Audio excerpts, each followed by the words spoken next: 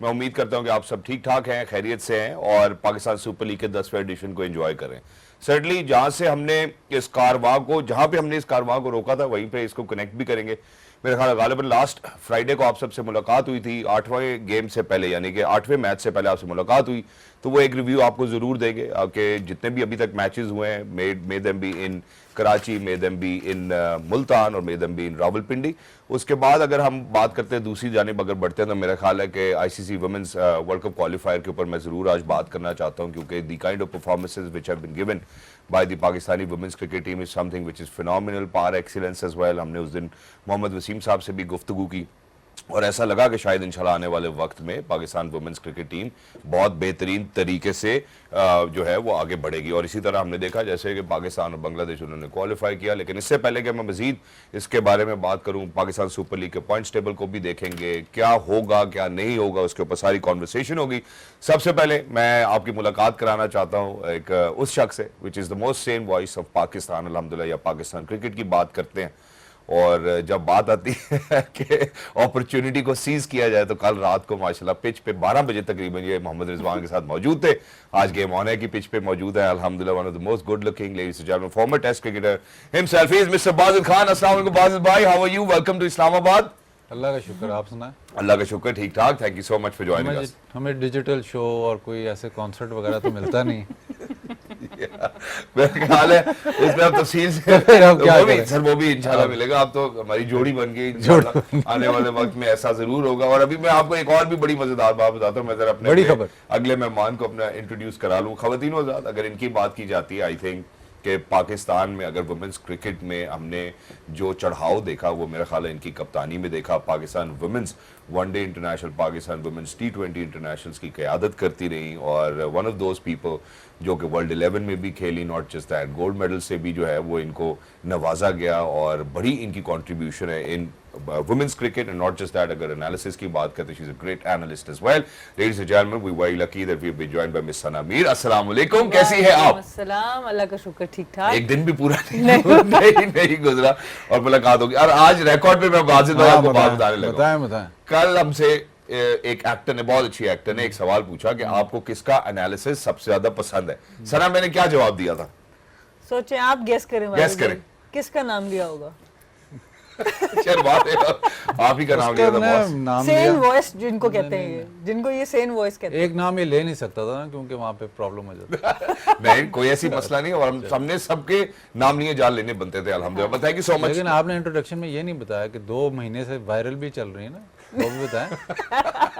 चले मेरा ख्याल है प्रोग्राम की तरफ आते हैं। गेम को ऑन करते हुए खवातीन और सबसे पहले मैडम सना की तरफ बढ़ना चाहता हूँ। मैडम सना, हम चाहते हैं कि आप जरा सबसे पहले अक्कासी करें और रोशनी डालें the way that Pakistan women's cricket team have been performing. Qualifiers की बात करते हैं अगर, तो 5 के 5 मैचेस वो जीते। I think it's a winning streak which we have never ever seen before as well. So how do you see that? I think बहुत अच्छा ओवरऑल ये टूर्नामेंट ये लोग खेले हैं, इसमें कोई शक नहीं। और मेरे ख्याल से आप देखें, आयरलैंड को बड़ा कन्विंसिंगली 38 रन से हराया। Scotland 6 wickets. स्कॉटलैंड की टीम हाल ही में बहुत इंप्रूव की है। वेस्ट इंडीज़ पे बहुत बड़ा मार्जिन था क्योंकि हेली मैथ्यूज़ को ऊपर से पहले ही बॉल पे आउट करने में कामयाब हुआ पाकिस्तान। और थाईलैंड से obviously you were expecting 87 run, big win. और अगेन वंस अगेन बांग्लादेश से भी एक बहुत कन्विंसिंग जीत, जिसमें ऑब्वियसली अगेन टॉप ऑर्डर अच्छा परफॉर्म कर रहा था। तो मैं समझती हूँ कि बहुत अच्छे टाइम पर फातिमा सना को कप्तानी दी गई है। इवन दो कि right before the world cup था, बट जिस तरह से उसने उसको फुली हैंडल किया है वो बड़ा ज़बरदस्त है। और एक अब एक यूनिट बनता नज़र आ रहा है। थिंक टैंक का कप्तान के साथ, कोच का कप्तान के साथ एक अच्छा स्मूथ रिलेशनशिप बड़ा ज़रूरी है। वो लग रहा है कि अब नज़र आ रहा है कि वहाँ पर वो चीज़ है और टीम बैक कर रही है उसको। तो आई थिंक ये एक बहुत इंपॉर्टेंट चीज़ है। पहला ही वनडे टूर्नामेंट था एज अ कैप्टन फातिमा सना का। आई थिंक बहुत आउटस्टैंडिंग परफॉर्मेंस। और सिद्रा अमीन हो, आलिया हो, बैटिंग में नशरा हो, बॉलिंग में सादिया इकबाल हो, बॉलिंग में सब ने अपनी अपनी जिम्मेदारी ली, जो कि सबसे क्रूशल चीज़ थी इस टूर्नामेंट की। बिकॉज हाई प्रेशर था, आपके पास सिर्फ 2 स्पॉट्स थे, तो बहुत ही ज़बरदस्त आउटस्टैंडिंग इनकी परफॉर्मेंसेस रही हैं। But world cup will be a very very different thing. तो सिर्फ मैं इसको अभी भी ज़रूर टच ये करना चाहूँगी कि इस पूरे टूर्नामेंट में 200 प्लस कम हुआ है पाकिस्तान की तरफ से भी और बाकी टीम्स की तरफ से। Yeah. तो वो जरूर देखना होगा पाकिस्तान को कि वर्ल्ड कप तक हम किस तरह उसको इम्प्रूव कर सकते हैं। Otherwise I think outstanding performance. Exactly, I think thank you so much for summing up so well as well. मैं जरा इसमें एक और बात भी करना चाहूंगा, वो ये कि चूंकि ये क्वालिफायर्स से तो हम स्कॉटलैंड भी देख रहे हैं, थाईलैंड भी देख रहे हैं, वेस्ट इंडीज भी देख रहे हैं, बांग्लादेश भी देख रहे हैं, थाईलैंड, इन टीम्स के बाद अब जब हम क्वालिफाई कर जाते हैं तो हमारा जो पड़ाव होता है वो ऑस्ट्रेलिया से होता है, इंग्लैंड से होता है, न्यूजीलैंड से होता है। तो आपको लगता है कि अब पाकिस्तान की जो वुमेन्स क्रिकेट टीम है इज एट पार? क्योंकि एक बात अभी कुछ अर्सा पहले ही शायद आपका क्लिप भी बड़ा वायरल हुआ है कि एक्टिंग करनी पड़ती है जब आप ऑस्ट्रेलिया के साथ या इंग्लैंड के साथ प्रेस कॉन्फ्रेंस में बैठते हैं। So how do you see Pakistan against these teams? देखिए वनडे क्रिकेट में डिफरेंस ज़रा बढ़ जाता है टीमों का, इसमें ये एक रियलिटी है अनफॉर्चुनेटली, क्योंकि T20 में हमने फिर भी इंग्लैंड जैसी टीम को हराया हुआ है हिस्ट्री में पाकिस्तान की, न्यूजीलैंड को हमने हराया हुआ है, इंडिया को 2 बार हराया हुआ है, तो ये चीज़ें हैं। बट वनडे क्रिकेट के अंदर हमने टॉप टीम्स में अगर देखा जाए तो वेस्ट इंडीज़ अब है नहीं, साउथ अफ्रीका को ज़रूर हराया हुआ है, इंडिया को अभी तक नहीं हराया हुआ, ऑस्ट्रेलिया को अभी तक नहीं हराया हुआ। तो ये एक ज़रूर एक चैलेंज ज़रूर होगा, बट ऐसा नहीं है कि कुछ हो नहीं सकता। मेरे ख्याल से अगर अभी से इसको बहुत डीपली एनालाइज करके लेके जाया जाए, क्योंकि मोस्ट प्रोबेबली पाकिस्तान के मैचेस श्रीलंका में होंगे और आपके पास स्पिन ऑलराउंडर्स हैं, और इसमें अगर तूबा आ जाती है, निदा का मुझे नहीं पता whether they are in the plans or not, she is in the plan or not, लेकिन आपको एक नेक्स्ट स्टेप परफॉर्मेंस चाहिए होगी जो आपकी क्वालिफायर्स है। तो आई थिंक वो ज़रूर पाकिस्तान को उसके इर्द गिर्द प्लान करना पड़ेगा, बिकॉज ऑब्वियसली अब बड़ी बिगर टीम्स विल बी देयर, तो अपने चांसेस को जितना मैक्सिमाइज कर सकें वो करना चाहिए। एग्जैक्टली, मैं जरा बाजिद भाई की तरफ भी बढ़ता हूँ। बाजिद भाई, कितना जरूरी होता है कि आप कन्विंसिंगली मैचेस जीते? और ये मैं शायद रादर वेस्ट इंडीज के कॉन्टेक्स्ट में ही आपसे बात करना चाहता हूँ, and that too for qualifiers, women qualifiers के हवाले से बात करें, क्योंकि वो चंद मेरा ख्याल है अशारिया पॉइंट से जो है वो क्वालिफाई नहीं कर पाए। हाँ देखिए, नेट रन रेट तो हमेशा ही बात होती है, ज़्यादातर टीम्स जो है ना वो आखिर में इसकी तरफ जाती है नेट रन रेट, पहले फोकस होता है कि मैच जीतना। मेरे ख्याल एक बॉल का ही फर्क रह गया था और एक शायद बाउंड्री मारनी थी वो, और 10.1 ओवर्स में गालबन करना था वेस्ट इंडीज को। Bangladesh is at 0.639, they qualified, and West Indies is at 0.626। तो एक बॉल का ही फर्क था। दूसरी जो इसमें इम्पोर्टेंट चीज़ ये है कि हमें ये जो पाकिस्तान की विमेंस, जो वेस्ट इंडीज और थाईलैंड के बीच में मुकाबला हुआ उसके ऊपर अगर हम नजर आखिरी बार में आखिरी 2 बॉलों में छक्का चौका चाहिए था, ऐसे ही था, बिल्कुल ऐसे ही।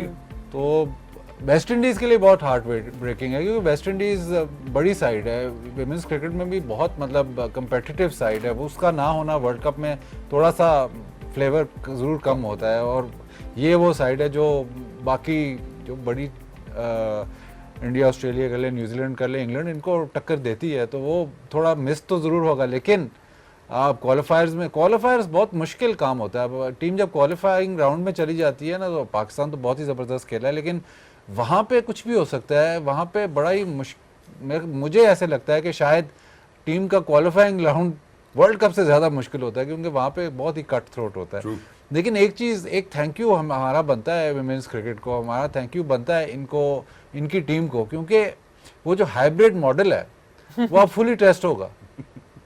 अब तो आपकी टीम अगर चले, अल्लाह ना करता पाकिस्तान की टीम ना क्वालिफाई करती तो वो तो निकल जाता है। क्वालिफाई हुआ है उसी दिन चेयरमैन की स्टेटमेंट आ गई। अब जब क्वालिफाई कर गया है, अब वो श्रीलंका में खेलना पड़ेगा, तो ये अब मतलब आपको खैर वो जो भी ऑब्लिगेशन थी वो अब पूरी होनी पड़ेगी। तो ये एक बहुत बड़ी बात है। इसमें सॉरी मैं काट रही हूँ कि टूर्नामेंट स्टार्ट होने से पहले मुझे 1-2 कॉल्स आई, लड़कियों की तरह से बात हो रही थी, तो मुझसे बात हो रही थी कि क्या मोटिवेशनल बात हो सकती है। मैंने कहा सिर्फ एक मोटिवेशन है कि आपने वर्ल्ड कप इंडिया से बाहर लेके जाना है, आपको ये करना है कि आप ऐसा परफॉर्म करें जो बात बाजिद भाई ने की, और आउटस्टैंडिंग उसको लड़कियों ने परफॉर्म। दूसरी चीज़ ये है कि इन्वेस्टमेंट हो रही है, लड़कियों की बेहतरी हो रही है, लेकिन अभी बहुत ज़्यादा बेहतरी चाहिए। अब आपकी टीम वर्ल्ड कप में क्वालिफाई करती है, ये जिस तरह पाकिस्तान इतनी अच्छी परफॉर्मेंस देती है, तो थोड़ा सा इस पर ज़्यादा फोकस होना चाहिए।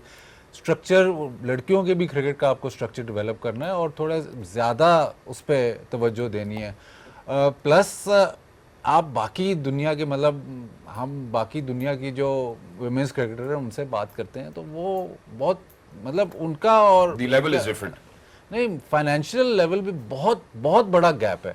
इवन जो हमारे मेंस और वुमेन्स का बहुत ही बड़ा गैप है, तो वो गैप थोड़ा फिल होना चाहिए। एक चीज़ और इधर है कि मेंस के कहते हैं कि जी प्लेयर एसोसिएशन हो जाए, मुझे लगता है कि विमेंस के लिए बहुत ही इंपॉर्टेंट है कि प्लेयर्स एसोसिएशन कि उनकी वॉइस कौन हो। मैं कहा सना आइडियल है अगर ये कोशिश करें तो, लेकिन उनकी वॉइस होनी चाहिए।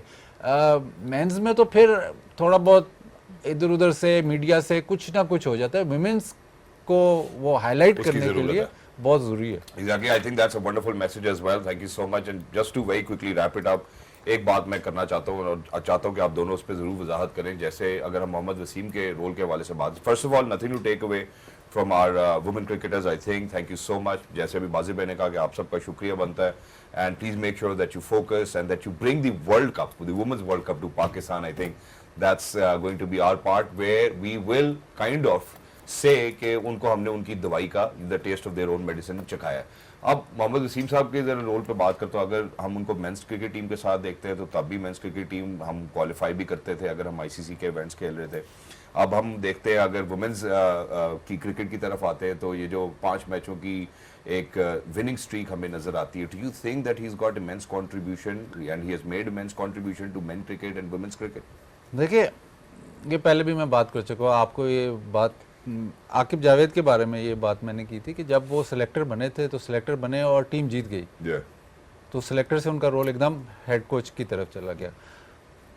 मोहम्मद वसीम एज कोच शुरू करते हैं, मैं नॉर्दर्न के ये कोच बने थे, उसके बाद ये बन जाते हैं सिलेक्टर, अब दोबारा बन जाते हैं कोच। तो एक चीज मतलब अगर परफॉर्मेंसेस हैं, अगर जैसे अब विमेंस टीम में बहुत बहुत हाईलाइट होंगे कि जी इनकी कोचिंग में ये क्वालिफाई कर गए हैं, बट एक चीज फिर उस पर स्टिक करें ना। अब ये नहीं है कि आप एक दफा कोच बनते हैं फिर सिलेक्टर बन जाते हैं तो वो सारा मॉडल हो जाता है। आपने जो बात की कि जी वो रोल डिफरेंट था, उसमें फिर आप उसमें सिलेक्टर के रोल में आप सिलेक्शन की क्रिटिसिज्म होती है या उसका मतलब हाईलाइट होता है कि सिलेक्शन अच्छी थी, लेकिन आप सिलेक्शन आप कोचिंग छोड़ के सिलेक्शन फिर वापस कोचिंग, तो अभी आपका मतलब एक प्रोफेशन एज इन एक प्रोफेशन इन क्रिकेट नहीं डिफाइन होता। तो अगर आप ये स्वैप करते रहेंगे तो फिर वो आप कभी भी आप उस तरह डिफाइन नहीं होंगे as a proper head coach. आपका रोल क्या है? और आकिब भाई का रेफरेंस आपने पहले दे दिया। आकिब भाई का मैंने कहा था कि अगर आपने उनको सिलेक्टर लेके आए और उन्होंने मतलब ऐसी सिलेक्शन की, सारा कुछ चेंज कर दिया, इंग्लैंड के खिलाफ आप सीरीज जीत गए, वहां से उन्होंने टॉप क्लास परफॉर्मेंस की, वहां से आप उसको उठा के उसको आपको हेड कोच बना दिया, तो वो डाइल्यूट कर देता है आपका। और even for the person himself, अगर फॉर इंस्टेंस मोहम्मद वसीम का मुझे नहीं पता, कोई भी फॉर इंस्टेंस वो कोचिंग करना चाहता है then to stick to coaching. अगर वो दूसरा एडमिनिस्ट्रेशन जॉब करना चाहता है तो फिर उस पे काम करे। ये 2 3 4 चीजें इकट्ठी चलाना अपने आप से ज्यादा है। 2 3 कश्तियों के मुसाफिर ना बने, किसी एक कश्ती के मुसाफिर बने। बाजिद भाई कहना चाहते हैं, your take on that please. I think बिल्कुल, I totally agree with Wajid भाई, बिकॉज आपको अपनी जो स्ट्रेंथ्स और वीकनेसेस का अंदाज़ा तब होता है जब आप किसी एक रोल में थोड़ी देर रहते हैं। इस तरीके से फिर कोई रिस्पॉन्सिबिलिटी नहीं रहती। और आपने बात की पाकिस्तान की विनिंग स्ट्रीक की, 13 मैचों तक भी हमारी विनिंग स्ट्रीक गई है इससे पहले, और कभी भी अल्लाह का शुक्र है किसी क्वालिफायर्स में पाकिस्तान फेलियर का शिकार नहीं हुआ। सो बहुत अच्छी परफॉर्मेंस है, मैं ये नहीं कह रही, I am not taking anything away, but this is just the start in the world cup journey. तो यहाँ से अब ये सोचना है कि हमने उस वर्ल्ड कप में 2-4 अपसेट्स कैसे करने हैं, हमने नेक्स्ट स्टेज तक कैसे पहुंचना है, क्योंकि हम सेमीफाइनल के करीब तक पहुंचे हैं बट पहुंचे नहीं आज तक। सो आई थिंक ये फोकस होना चाहिए कि एटलीस्ट आप वो टॉप 4 में किसी तरीके से जगह जरूर नहीं, पहले उधर जाएं, स्टेप बाय स्टेप आप लेके जाएं। तो I think nothing to take away, but I think ये सारी उसमें जाती हैं। ये बात जो बाजिद भाई ने की है ये हर फील्ड में जाता है कि मुझे भी अभी इस PSL में एक आध ऑफर हुई कि जी आप एज अ कोचिंग किसी जगह पर ज्वाइन कर लें, बट मैंने इसलिए मना किया क्योंकि आप 2 गलतियां कर रहे हैं। आप किसी और कोच की जगह मार रहे हैं जो इस सिस्टम के थ्रू आ रहा है, ठीक है, और आप एक ऐसी चीज करने जा रहे हैं जो आपने फ्यूचर में लॉन्ग टर्म नहीं करनी, तो इसलिए मैंने उसको मना कर दिया। सो उसके बाद अलग बात है कि कमेंट्री से भी इस दफा मौका नहीं मिला, बट बहुत वायरल हो गए, हाँ वो ज्यादा वायरल हो गए थे। बट मेरा कहने का ये मकसद है कि मैं इस पे बिल्कुल एग्री करती हूँ कि आप एक सिम्त में रहें और ताकि आप उसी के अंदर मेहनत करते रहें और फिर उसी में आप अपनी स्ट्रेंथ वीकनेसेस पे काम भी करें। I think that's great. So, best of luck to Pakistan women's cricket team, for the ODI World Cup, and we want them, to kind of focus and bring back the World Cup as well. But now let's come down towards Pakistan Super League's 10th edition, which is underway. you know, from Pindi to Karachi, from Karachi to Multan, Pakistan Super League is everywhere. People are actually excited about it. लेकिन जहाँ पे हमने सिलसिला छोड़ा था जरा उसी सिलसिले को कंटिन्यू करूंगा। 8वें मैच में छोड़ा था कराची किंग्स कोयटा ग्लैडिएटर्स, जिसके हवाले से हमने बात भी की थी। Karachi Kings one by 56 run. Then 9वें में पेशावर ज़ल्मी और मुल्तान सुल्तान्स आमने सामने होते हैं, पेशावर ज़ल्मी फिर जीत जाता है।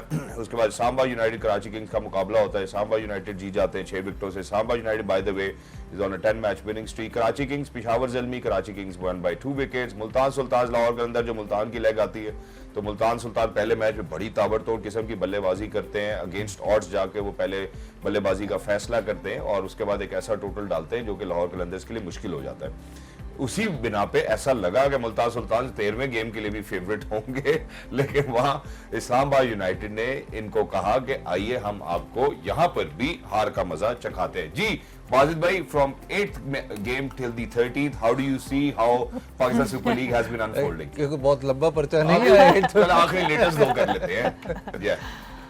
देखिए मुल्तान सुल्तान को तो प्रॉब्लम हो रही है, वो तो उसमें तो कोई दो राय नहीं है। एक जो ये मैच जीते हैं वो बैटिंग की बलबूते पे जीते हैं, इतने रन ही इतने कर दिए थे कि वो सेफ हो गए थे। हालांकि लाहौर कलंदर्स ने बुरी बैटिंग नहीं की, लेकिन स्कोर इतना ज़्यादा हो गया तो पहुंच नहीं सके।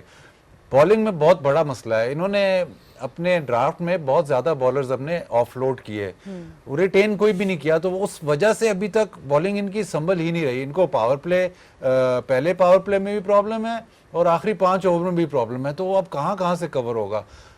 मतलब वो कह तो रहे हैं कि हम होम पे आके हम जीतेंगे, एक एडवांटेज है होम पे खेलने का, लेकिन एडवांटेज के लिए आपको वो बॉलर्स भी चाहिए। इनकी बॉलिंग अभी तक वीकेस्ट लग रही है इस पूरे HBL PSL में, तो उसको कवर करना ऑलमोस्ट अभी तक तो इम्पॉसिबल ही लग रहे हैं। पॉसिबल तब ही है कि आप 220-240 रन करें, क्वेश्चन दें। तो अगर आप पिछले मैच में देखें, इन्होंने टॉस जीत के बैटिंग की, अब इस्लामाबाद यूनाइटेड के आप खिलाफ खेल रहे हो। इस्लामाबाद यूनाइटेड इस वक्त ऐसे है जैसे ग्रुप स्टेजेस में साउथ अफ्रीका होती है ना, वैसे है। उसको उनके पास कोई भी नहीं आ रहा और कंप्लीट टीम है। ये आज से नहीं है, ये मेरे ख्याल एक आप PSL छोड़ के उसके अलावा हर दफ़ा इनकी टीम, ये प्लेऑफ्स में तो थोड़ा लक भी होता है, थोड़ा सा फ्लूक भी लग जाता है, वो एक आधा मैच है, लेकिन ग्रुप स्टेजेस में अगर आप देखें तो ये हमेशा इन्होंने डोमिनेट किया है। तो अगर उस टीम को आपने हराना था तो फिर आपको हाई रिस्क क्रिकेट खेलनी पड़ती है। अगर उसके अलावा आप लो रिस्क खेलेंगे तो आप मैच वैसे ही हार गए। तो जब आप टॉस जीत के बैटिंग करते हैं, तो अगर आपका 11 ओवर में 1 आउट है तो उस वक्त आपका स्कोर भी फिर 10-11 की एवरेज से होना चाहिए, और आप टोटल आप जब एंड करें तो वो 200-220 तक हो, ताकि आप गेम में रहें। कंसिडरिंग के फैक्ट, एक कि आप इस्लामाबाद यूनाइटेड के खिलाफ खेल रहे हैं, दूसरा कि आपकी बॉलिंग आपका वीक लिंक है। जब अगर आप एंड के ओवर देखें तो एक स्टेज पे तो 90 थे, उसके बाद एक स्टेज पे तो ऐसे लग रहा था कि शायद ये 150 पे मतलब पूरा हो जाएगा, तो एंड में थोड़ी सी हिटें लगी। लेकिन जो अप्रोच, जो मतलब आपने रिस्क ली नहीं, अप्रोच ये थी कि हम विकेटें बचा लें, बाद में कोशिश करेंगे, उस तरह से आपने मैच जीतना नहीं था। उस तरह से बहुत ही मतलब कोई सेंसेशनल कोई चीज़ हो जाती तो आप मैच जीते। तो शायद अभी तक ज़ाहिर है वो कंफ्यूज्ड हैं, मतलब उनकी स्ट्रेंथ नहीं है बॉलिंग, लेकिन अगर इस मतलब आप कुछ नहीं हो सकता ना, आप तो ड्राफ्ट भी हो गया सब, आपके पास बैकअप में भी कोई ऐसा कोई एक्स्ट्रॉर्डिनरी चीज़ नहीं है, तो फिर आप एक ही तरीके से मैच जीत सकते हो, आपकी बैटिंग। और बैटिंग ने आपको फिर मतलब अगर पार स्कोर 200 है तो 210 नहीं 220-25 करके देना। एग्जैक्टली। और जहां पार स्कोर की बात की जाती है, मेरे ख्याल है इन 2 गेम से कबल शायद एवरेज स्कोर मुल्तान में 170 या 180 रन ही थे। और जहां पे अभी बाजी भाई ने बात की है, पहला मैच जो वो मुल्तान में जीते obviously because of the score board, क्योंकि स्कोर वो ज्यादा करके इस वजह से दूसरी टीम को मौका नहीं मिला। बट अगेंस्ट इस्लामाबाद यूनाइटेड हम यासिर के इंटेंट की बात करते हैं तो अच्छी बात है कि उन्होंने यासिर को मौका दिया, यासिर को लेकर आते हैं। पहला मैच उन्होंने जितवाने में कलीदी किरदार अदा किया। जब हम दूसरे मैच में आते हैं तो ऐसा लगा नहीं कि क्या उन्होंने पिच नहीं सही रीड की, या आपको लगा कि शायद पिच थोड़ा स्लो था या डिफरेंट था, बल्लेबाजी नहीं। और रिजवान और बाबर के हवाले से हमेशा जो बात होती है कि ये स्लो खोलते हैं T20 में, ये बात शायद वाज़ेह हो रही है। पिच थोड़ा सा डिफिकल्ट था पिच। और लेकिन आपने देखा कि जो इस्लामाबाद यूनाइटेड की हम जो कंप्लीट टीम की बात कर रहे हैं, वो according to the pitch bowling जरूर करते हैं। देख कटर्स ज्यादा किए, वो जेसन होल्डर ने स्लोअर बाउंसर पे ही रखा, बॉल बल्ले पे आया नहीं।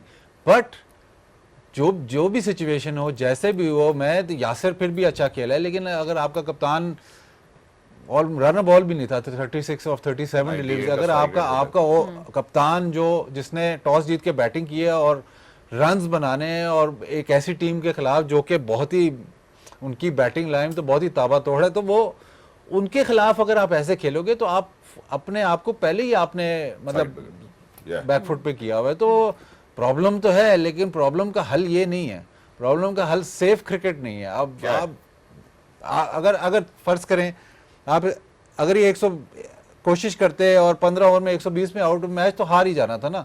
अगर जिस तरह ये खेले हैं पूरे ओवर खेल के फिर भी मैच आराम से ही हार गए, तो फिर हाई रिस्क आपको जल्दी शुरू करनी है ना, जल्दी हाई रिस्क करनी है। जिस तरह पहले मैच में इन्होंने पावर प्ले में 80 रन कर दिए थे, वो ही एक मैच साइड पे हो गया था ना।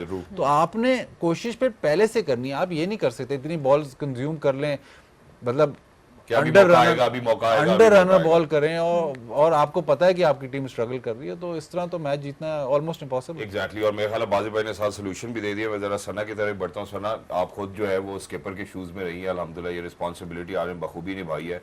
How essential and important it is for a skipper herself or himself to get the game going right from the word go. बिल्कुल, आई थिंक मैं बार बार जिक्र फातिमा सना का करती हूँ कि उसकी कप्तानी मुझे पसंद ही इसलिए है कि वो लीड फ्रॉम द फ्रंट करती है। जो बाजिद भाई बात करें कि जब आपने टॉस जीत के बैटिंग ली है, तो पिछले मैच के डिफरेंस और इस मैच के डिफरेंस में सिर्फ मोहम्मद रिजवान की इनिंग्स का फ़र्क था। यासिर खान ने अभी भी वैसे ही स्टार्ट किया, ठीक है, उस मैच में वो 100 करने में कामयाब हो गए, लेकिन उनका अभी भी स्टार्ट ऑलमोस्ट 170 के स्ट्राइक रेट से वो खेल रहे थे। सिर्फ आई एम श्योर कि मोहम्मद रिजवान कोशिश भी कर रहे थे, सब कुछ था, बट वो नहीं कर पाए, जिसकी वजह से वो जो एक आपका तकरीबन 8 से लेके 11वें ओवर का या 7 से लेके 11वें ओवर वाला जो मिडिल ओवर्स थे, वहां से मैच उनके हाथ से निकल गया। बिकॉज इस्लामाबाद की टीम ऐसी नहीं है जो आप 200 से कम पे उनको कोई परेशान भी करेंगे। 200 भी सेफ नहीं है उनके अगेंस्ट। आप 225 230 करते हैं तो लगता है कि आप उनको जरा पसीना निकलवाएंगे आप उनका, but otherwise I think main जो डिफरेंस था वो मोहम्मद रिजवान की इनिंग्स का था। उसके बाद नीचे उस्मान को देखे, उन्होंने फिर अच्छा आगे खेला है, थोड़े से ज्यादा बॉल्स। कामरान गुलाम को अगर देखें तो उन्होंने भी 200 पे स्ट्राइक रेट किया, लेकिन जब तक खास तौर पे आपकी जो पिक्स हैं, जैसे बाजिद भाई ने भी बात की है, जब आप अपनी कोर, हम बार बार कोर की बात करते हैं, आप कोर को इतना डिस्टर्ब कर देते हैं। आप मेन अगर लास्ट टाइम देखें, मुल्तान जीता ही अपनी बॉलिंग की वजह से था। अब्बास अफरीदी की 5 विकेटें, मोहम्मद अली बार बार आउट करता था, आपने दोनों को निकाल दिया। और उसके बाद अब आपकी टीम की कॉम्बिनेशन ऐसी है कि दोनों बहुत अच्छे प्लेयर हैं T20 के, इफ्तिखार हों या ब्रेसवेल हों, पर आप 2 ऑफ स्पिनर से कितने ओवर कर, कल भी परसों भी 4 ओवर टोटल उन्होंने करवाए हैं, तो उसकी वजह से उनका एक कॉम्बिनेशन ही नहीं बन रहा, जिसकी वजह से अब वो ना बॉलिंग में पूरे पड़ रहे हैं और ना बैटिंग में पूरे पड़ रहे हैं। तो डिफिकल्ट तो है मुल्तान के लिए यहाँ से कम बैक करना, इम्पॉसिबल नहीं है, बट जो ऊपर की इंटेंट है उसको उसी से तरीके से ये लोग जीत सकते हैं जो पिछले मैच में थी। Exactly, thank you so much for summing it up so beautifully well as well. हम जरा एक छोटे से वक्फे पे बढ़ना चाहते हैं, जब वक्फे के बाद वापस आएंगे मैं जरा इसके ऊपर जरूर बात करना चाहता हूँ कि अगर हम उनके डग आउट में देखते हैं या उनके ड्रेसिंग रूम में देखते हैं तो बड़े काबिल नाम मौजूद है मुल्तान सुल्तान के पास। Is it the interference from up top, जिनको शायद हो सकता है क्रिकेट का ना पता हो, बट और is it the people who haven't really picked the guys that they wanted within the draft as well, number 1। और क्या मुल्तान सुल्तान को पावर प्ले की बॉलिंग में चैलेंजिंग सिचुएशन का सामना, जरा इसी के साथ वापस आएंगे। Don't go anywhere, will be right back. Game on है। Earlier we've had a lengthy conversation about, you know, from game number 8 till match number 13। अब हम आज के मैच के हवाले से बात करना चाहते हैं, और obviously it's going to be, the action is going to move from Multan to Lahore, where it's going to be Lahore Qalandar versus Peshawar Zalmi coming together। Unfortunately Multan को जो issues नज़र आ रहे हैं या हमें लगता है कि यार ये मसलों पे इनको काम करना चाहिए, वो पेशावर ज़ल्मी में भी शायद उस तरह के कुछ सिमिलर इश्यूज हैं। सबसे पहले ज़रा बाज़ी भाई की तरफ बढ़ता हो। बाज़ी भाई, Lahore Qalandar versus Peshawar Zalmi, Lahore Qalandar in their home ground Gaddafi stadium. Do you think कि मुल्तान सुल्तान ने जैसी पहली ओपनिंग दी अपने होम ग्राउंड की, लाहौर कलंदर की भी शायद यहाँ ओपनिंग हो जाए? देखिए, लाहौर कलंदर्स ना, ये पिछले मैच से पहले ऐसे लग रहा था कि ये अब टीम अब उठना शुरू हो गई है। मैंने एक प्रेजेंटेशन में शायद मैंने शाहीन को कहा था कि लाहौर कलंदर्स ना डीजल इंजन है, थोड़ा टाइम लगता था। नहीं, F-16 है। मुझे लगता है कि डीजल इंजन ही है। अब डीजल इंजन के साथ ये हुआ कि पिछले मैच के बाद 1 हफ्ते का गैप आ गया। अब T20 टूर्नामेंट में अगर 1 हफ्ते का गैप आए तो उसका इफेक्ट ज़रूर होता है, ये आप माने ना माने। तो जब वो बॉलिंग करने आए, आपको उनकी पहली इनिंग्स मुल्तान के खिलाफ जब वो बॉलिंग करने आए तो पहले 4-5 ओवर तो वो संभले ही नहीं, वो तो बिल्कुल ऐसे सुकून में खेल रहे थे। वो जो इन्होंने एक रिदम सा पकड़ा था और एक वो कॉम्बिनेशन सी सेट हुई थी, वो सब वॉश हो गया क्योंकि इतना लंबा गैप आ गया।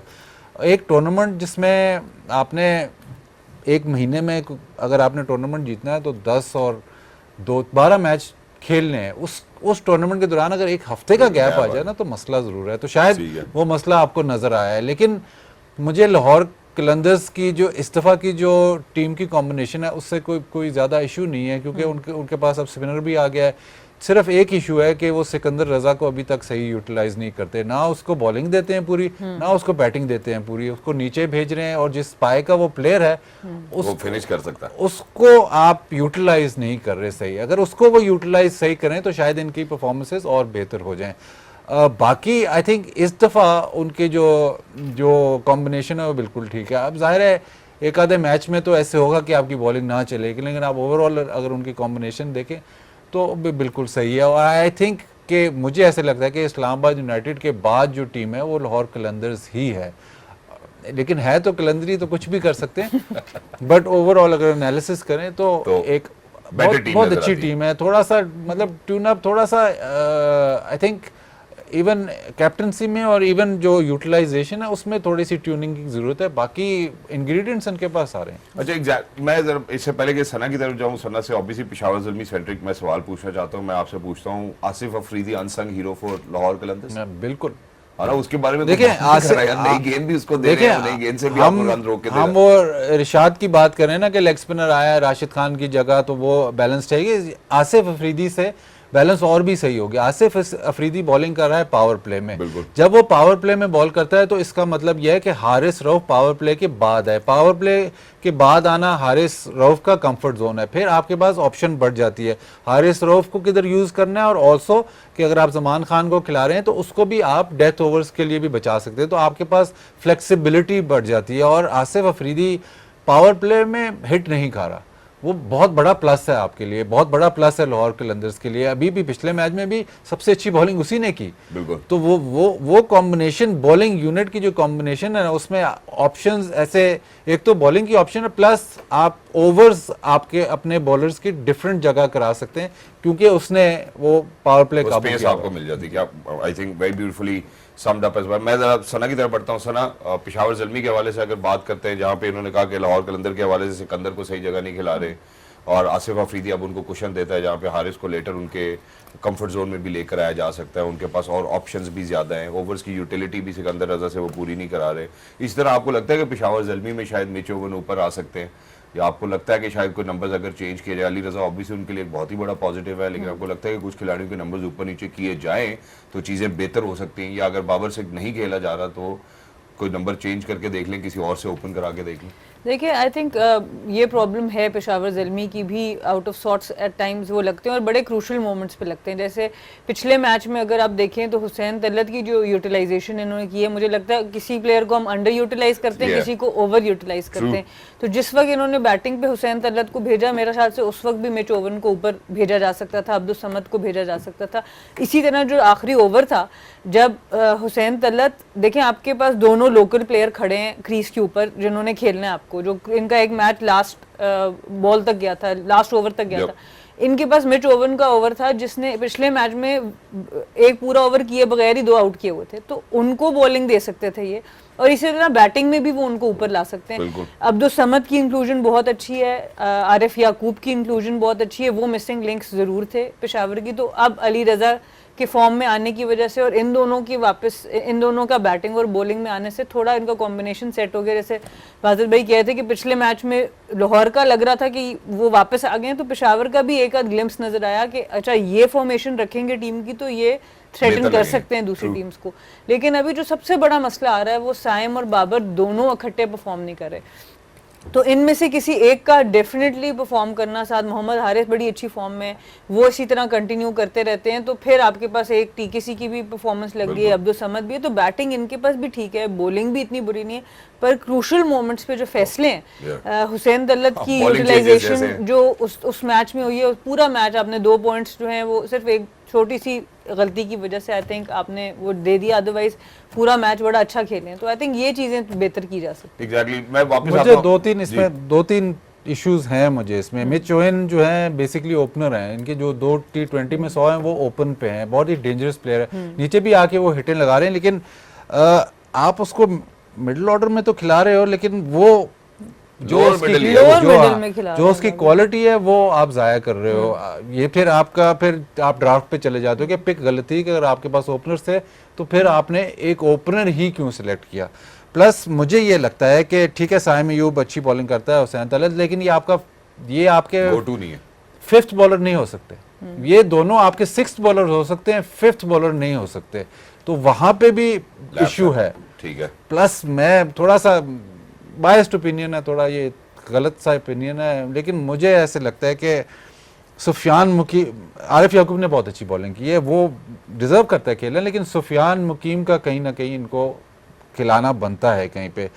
आई डोंट नो कैसे वो खिलाएंगे, लेकिन उसका जो 5th बॉलर का मसला है वो सुफियान मुकीम हो सकता है। अगर आपके पास 2 रिस्ट स्पिनर्स हों मिडिल में, और अब जो हमने जितनी भी ये देखी है HPL PSL भी वैसे भी T20 क्रिकेट में, अब वो है कि आपने मिडिल ओवर्स में विकेटें लेनी ही लेनी है।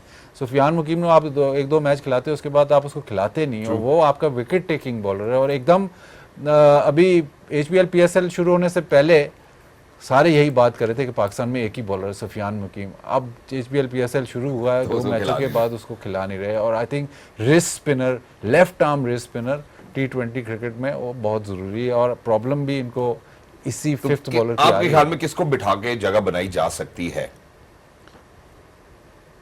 मुल्तान में शायद कर सकते थे अगर एक फास्ट बॉलर को बिठा के स्पिनर और ऐड कर लेते। अलजारी भी बहुत एक्सपेंसिव जा रहा है अभी तक, बट अब लाहौर की पिच पे किस तरीके से इसको मैनेज कर सकते हैं? देखिए, या तो आप मतलब बैटिंग में आप 5 बॉलर खिलाते हैं या आप बैटिंग लंबी करते हैं ना, तो बैटिंग लंबी करने से अभी तक उनको एक मैच में फायदा हुआ है, और बॉलिंग का प्रॉब्लम उनको आ रहा है, तो वो 5 बॉलर आपने पूरे करने हैं। अब वहां पे अब सारा कुछ मैं ही बताऊंगा, तो बताएं कुछ, तो वहां से मैंने बता कुछ दिया तो आपको। नहीं देखिए, बता रहे आप बता ही नहीं बता रहे। नहीं रहे आप कह रहे खिलाओ, किसकी जगह खिलाओ ये भी तो बताएं कि यार ये बैठ सकता है, क्योंकि लोअर मिडिल ऑर्डर भी और मिडिल देखिए, ऑर्डर पिशावर जल्दी का आप- अच्छा परफॉर्म कर रहा है। क्या मतलब? अगर हम जो एक मैच जिसकी आप बात करते हैं कि वो जीता है, तो वो मिडिल ऑर्डर और लोअर मिडिल ऑर्डर की वजह से जीता है, तो ऊपर ही कोई गुंजाइश बनती है जहां साइम और बाबर है, और उसके अलावा कहीं गुंजाइश नहीं मिडिल है। में भी है, हुसैन नहीं, तलत की भी ऑप्शन है। आप क्या किसके को बिठाएंगे, ओपनर को या मिडिल ऑर्डर को? ओपनर को, मिच ओवन को आप ओपन कराएं, बिल्कुल, बीच में स्पिनर आता है फिर। मिच ओवन बहुत ही यार साइम बैठ रहा है। मिच ओवन बहुत ही डेंजरस। नाम भी नहीं ले रहे यार, बाद में नाम ले दे आपके यार। मैं इसको- पेशावर जलमी का कोच हूँ भाई, देखो सारे बड़े प्लेयर बाहर नहीं बैठ सकते। बैठ सकते हैं, हाँ, बिल्कुल तो बैठ फिर सकते। थैंक यू सो अगर मच। आपने टीम कॉम्बिनेशन बनानी है और टीम जितानी है, तो फिर आपने आइडेंटिफाई किया है कि मिच ओवन आपका सबसे पावरफुल हिटर है, तगड़ा। मैच चेंजर है। बिल्कुल। तो मैच चेंजर जो कि ओपन में उसका रिकॉर्ड भी ये है, उसके मेरे ख्याल T20 क्रिकेट में 50 नहीं है, 2 सेंचुरियां ही हैं, और वो सेंचुरियां कहाँ है? ओपन ऊपर। पे।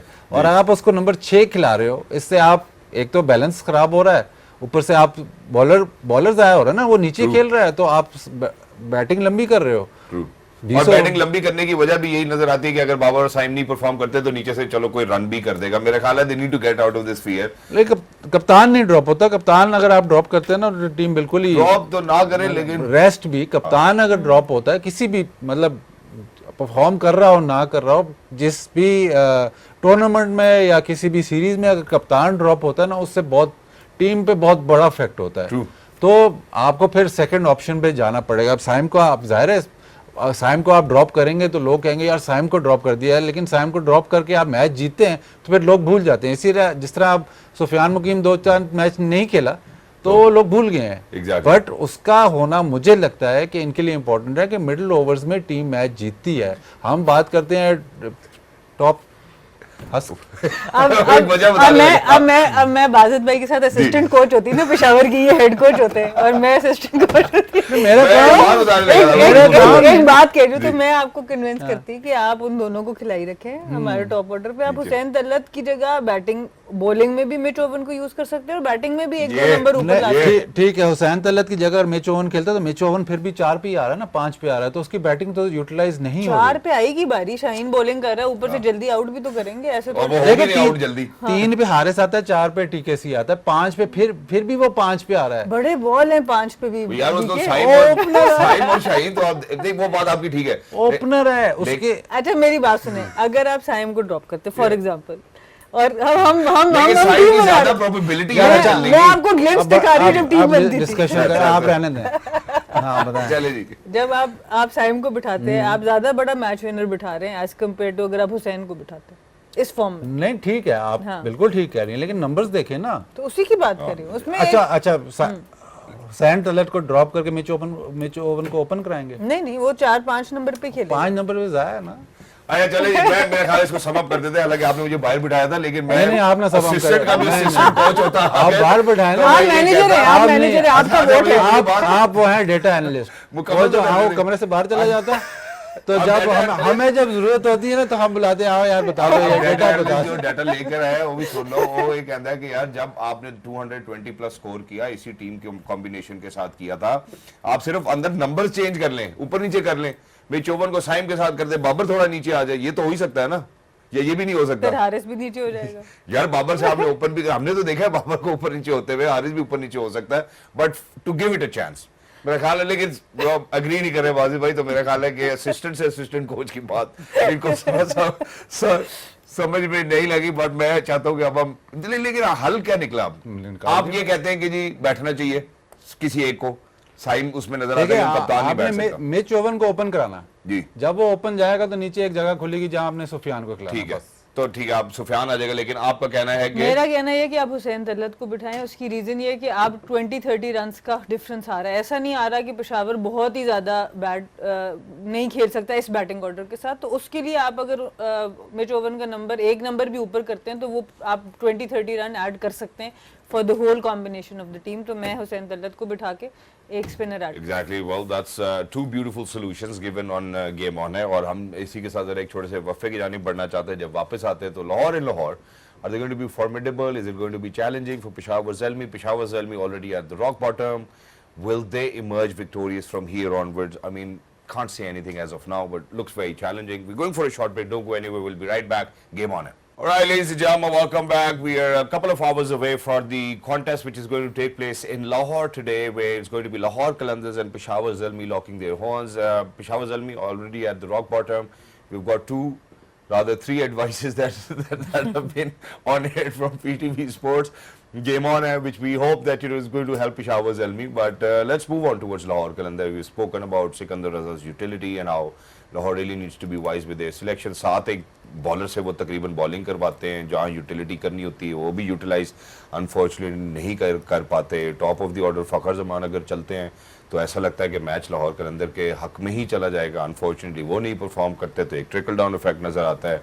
जो उनके स्किपर हैं वो ये कहते हैं कि मैं एक ऑलराउंडर हूँ, कुछ समझ नहीं आ रहा कि लाहौर कलंदर की डायरेक्शन का है। लेकिन बाजिद भाई ने अभी जो इससे पहले गुफ्तगू हुई, उन्होंने कहा कि अगर इस्लामाबाद यूनाइटेड की बात करते हैं और लाहौर कलंदर्स की बात करते हैं तो एक ऐसी टीम नज़र आती है जो कि डीजल इंजन है, पिकअप करेगा और ऑन पेपर भी स्ट्रेंथ उनकी ठीक लगती है। मैं ज़रा अब बढ़ना चाहता हूँ मिस सना की तरफ। सो मैडम सना, आप प्लीज़ हमें ज़रूर हाईलाइट करें वो इश्यूज़ जिनको अभी लाहौर कलंदर्स को एड्रेस करने की ज़रूरत है।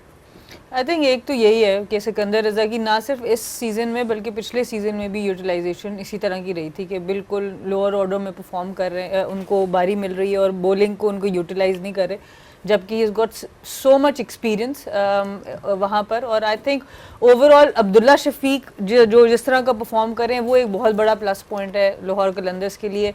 मेरे ख्याल से जिस तरह से उन्होंने जिस स्ट्राइक रेट से बैटिंग शुरू की है, पिछले मैच में ऑब्वियसली जल्दी आउट हुए बट अदरवाइज वो एक बहुत बड़ा पॉजिटिव मुझे लाहौर कलंदर्स का नज़र आता है। और अब जमान भी टीम में वापस नज़र आना शुरू हो गए। शाहीन की टॉप ऑफ द बॉलिंग जो परफॉर्मेंस आ गई है वापस, वो भी एक बड़ी इंपॉर्टेंट चीज़ है। पिछले मैच में उस तरह की परफॉर्मेंस नहीं हुई बट जनरली बॉलिंग अच्छी करा रहे हैं या नहीं, बैटर्स विकेट दे के जा रहे हैं? पिछले 2 मैचेस में आई थिंक उन्होंने अच्छी बॉलिंग कराई है, क्रेडिट देना होगा जहां पर बनता है। बट ओवरऑल जैसे वाजिद भाई ने भी बात की कि ओवरऑल इनका कॉम्बिनेशन अच्छा लगता है, बस यूटिलाइजेशन इनकी बेहतर होने वाली है। ओवरऑल अगर आप देखें तो लाहौर की टीम पिछला मैच भी इतना बुरा नहीं खेली, बस 20-25 रन थोड़े एंड पे एक्स्ट्रा आपने देखा, शुरू के खासतौर पे पावर प्ले में इनको ज़्यादा रन्स पड़ गए। आसिफ अफरीदी के आने से बड़ा फ़र्क पड़ा इनको, लेग स्पिनर रिशाद हुसैन, तो they have a complete bowling unit और बैटिंग भी इनकी काफ़ी डीप जाती है। डेविड वीसा अभी बहुत ज़्यादा, उनको भी मौका नहीं मिला, तो आई थिंक इनके पास बेंच पे भी लोग ऐसे मौजूद हैं जिनको ये खिला के मज़ीद टीम को तगड़ा कर सकते हैं, तो ऑप्शंस इनके पास बहुत हैं। तो आई थिंक बस अपनी यूटिलाइजेशन को बेहतर करना। और जहां मैंने टॉप ऑफ द ऑर्डर फखर की बात की, मैं नईम के हवाले से जरा बाजी भाई से जरूर पूछना चाहता हूं। ऐसा लगता तो है कि उनकी टेक्निक बेहतर है, लेकिन अनफॉर्चुनेटली उस तरह से कंट्रीब्यूट नहीं कर पाए जिसका लाहौर कलंदर्स एडवांटेज ले सके। देखिए 10 सीज़न हो गए हैं लाहौर कलंदर्स को। लाहौर कलंदर्स अपने आप की जो ये पीडीपी प्रोग्राम है उस पर बहुत फोकस करते हैं, उस पर ज़रूर एक हर सीज़न एक लड़के को वो ज़रूर लेके आते हैं और उसको पूरा मौका देते हैं, तो वो उनका एक प्राइड है। उस पर मतलब डिबेट हो सकती है कि जी ये इसकी जगह नहीं बनती या इसको रिप्लेस करना चाहिए। हर सीज़न मतलब आप निकाल के देख लें, हर सीज़न ये एक आधा प्लेयर उस पर हाथ रखा होता है। एक इनका बॉलर होता था जो एनके पहनता था, वो भी बड़ा, हारिस रऊफ तो दानियाल नहीं एक और बॉलर था जो एनके लाडी उसको कहते थे, बड़ा सही बॉलर था वो।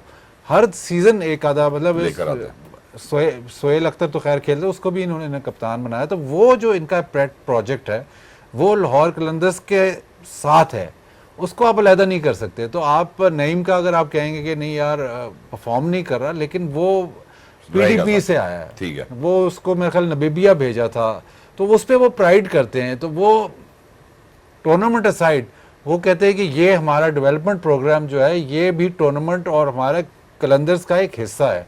तो हम इधर बैठ के कह सकते हैं कि नहीं यार शायद प्रॉब्लम है top of the order, but मुझे 100% यकीन है जब हम उनसे बात करेंगे तो वो कहेंगे जी वो ठीक है हमारा प्रॉब्लम होगा, लेकिन ये हमारे प्लेयर डेवलपमेंट प्रोग्राम से आया है और इसको हम बैक करेंगे और हर साल हम प्लेयर लाते रहेंगे और उनको हम बैक करते रहेंगे। वो एक और भी प्रोग्राम कर रहे हैं, आप उसके बारे में जानते हैं? बीडीपी, वो सुना है आपने?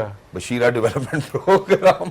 नहीं वो तो डेवलप हो चुका है, वो डेवलपमेंट से वो तो डेवलप हो आगे, but Zoeb you know I think this is on a lighter note.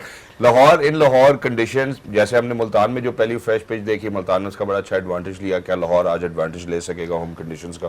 देखिए लाहौर मतलब जिस तरह फॉलोइंग उनकी हो, लाहौर कलंदर्स की फॉलोइंग आपको पता है बहुत ज़्यादा है, और लाहौर में तो जब मैच होता है तो ऑलमोस्ट उनका 12th मैन होता है क्राउड। और इस पर सारे मतलब इनके बॉलर्स भी देखें ना, फास्ट बॉलर्स जो भी हारिस रऊफ है या शाहीन है, even Zaman to some extent, वो जब क्राउड उनके पीछे होता है तो ज़्यादा बेहतर परफॉर्म करते हैं और ज़्यादा एक सिर्फ स्पोर्ट्समैनशिप नजर आती है। स्पोर्ट्समैनशिप नहीं, ज़्यादा वो कॉन्फिडेंस, हाँ कलंदर्स का जो माहौल होता है वो इन्हांस होता है।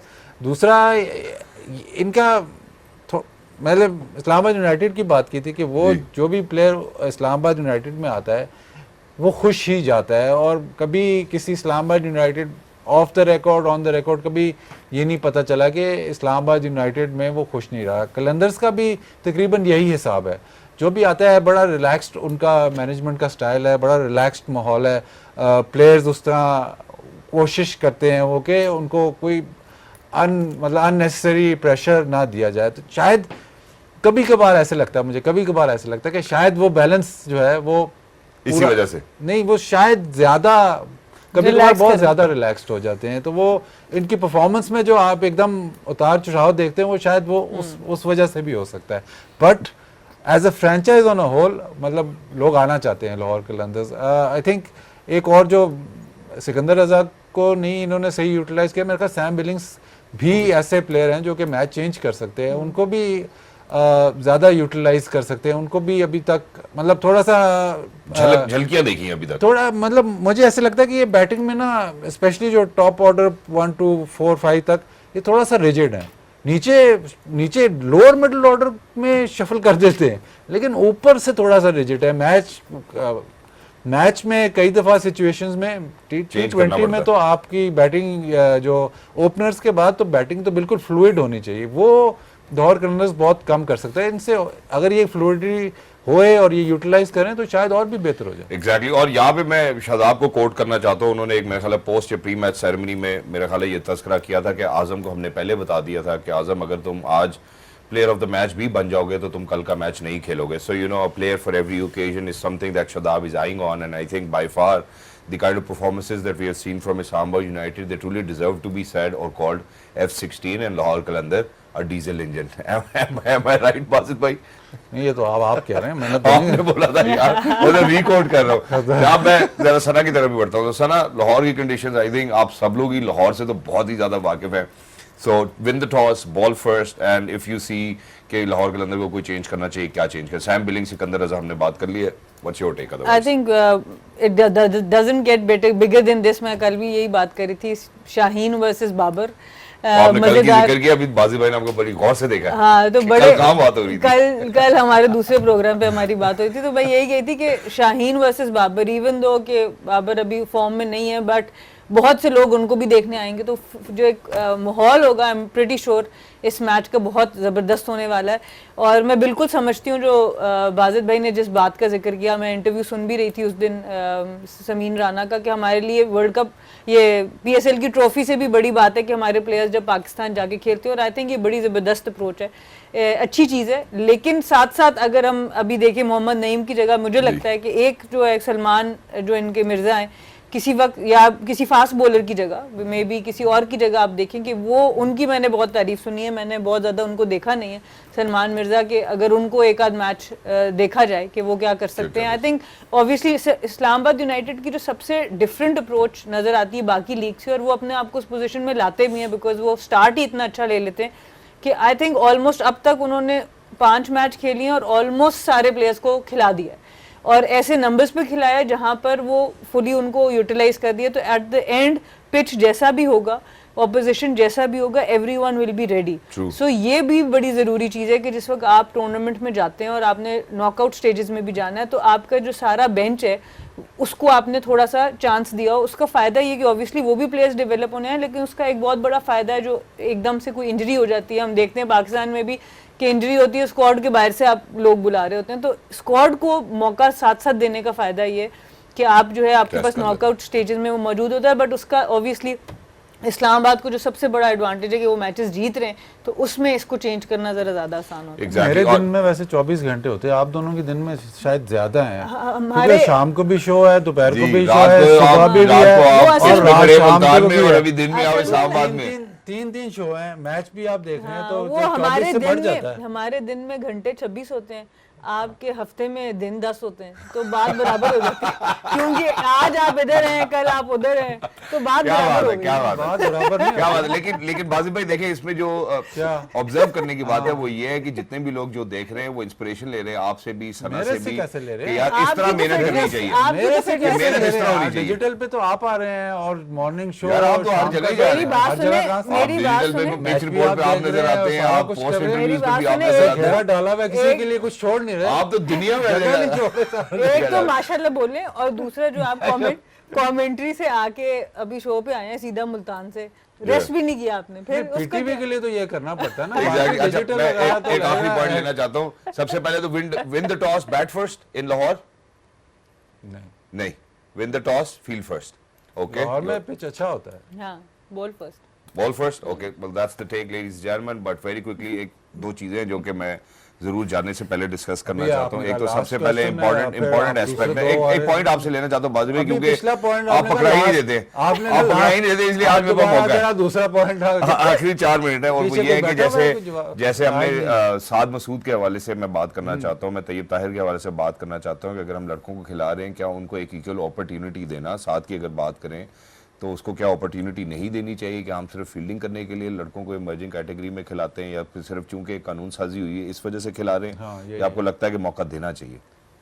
कानून साजी तो है, इमर्जिंग तो खिलाना ही खिलाना है, तो लेकिन उसको फील्डिंग के लिए खिलाना सिर्फ, फिर ना क्या करें, फिर उसको यार मौका तो दो। क्या करें उसको यार, नहीं, उसको इस्लामाबाद यूनाइटेड पे आप ये नहीं कर सकते। इस्लामाबाद यूनाइटेड जो इमर्जिंग प्लेयर होता है उसको अपने साथ लेके चलता है, जैसे शायद क्या शहजाद जी, हालांकि उसको बॉलिंग नहीं दी हुई, लेकिन वो बार बार एम्फसाइज करते हैं कि किसने कैच पकड़ा है, इसको हम उस माहौल में लेके आ रहे हैं। अब ये इमर्जिंग कैटेगरी का मसला है, क्योंकि आपने 11 में उसको खिलाना ही खिलाना है। अब यूटिलाइजेशन कितनी है और किस वक्त पे, आप ये भी नहीं चाहते कि आप इमर्जिंग कैटेगरी में लड़के को खिलाते हैं और बिल्कुल ऐसे क्रंच मोमेंट पे उसको इसी बॉलर की इस हाथ Yeah. की मैं आपको जी, बात बताता जी। हूँ।